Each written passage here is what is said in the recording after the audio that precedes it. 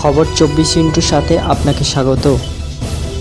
নতুন নতুন খবর জানার জন্য আমাদের চ্যানেলে চোখ রাখুন। জলচুক্তি বৈঠকের আগে ফারাক্কা ব্যারেজে বিভিন্ন এলাকা খতিয়ে দেখলেন বাংলাদেশের প্রতিনিধিরা। জল চুক্তি নিয়ে বৈঠক করতেই কলকাতায় এসেছেন বাংলাদেশ সরকারের প্রতিনিধিরা। আগামী 7 তারিখ পর্যন্ত রাজ্যে থাকবেন তারা। মঙ্গলবার ফারাক্কার ব্যারেজ পরিদর্শন করলেন সেই প্রতিনিধি দল।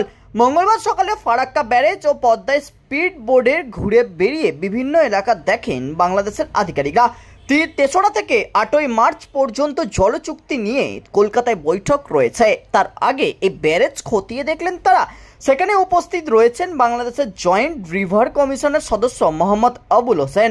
বাংলাদেশের অস্থির পরিস্থিতির মধ্যে পদ্মার জল চুক্তি নিয়ে কথা হবে ভারত ও বাংলাদেশের। ফারাক্কা ব্যারেজের জেনারেল ম্যানেজার আর.ডি. দেশপান্ডে ও ফারাক্কা ব্যারেজ প্রজেক্টের আধিকারিকরা কড়া নিরাপত্তার মধ্যে দিয়ে নিউ ফারাক্কা স্টেশন থেকে প্রতিনিধিদের নিয়ে ব্যারেজ গেস্ট হাউসের দিকে রওনা দেয়।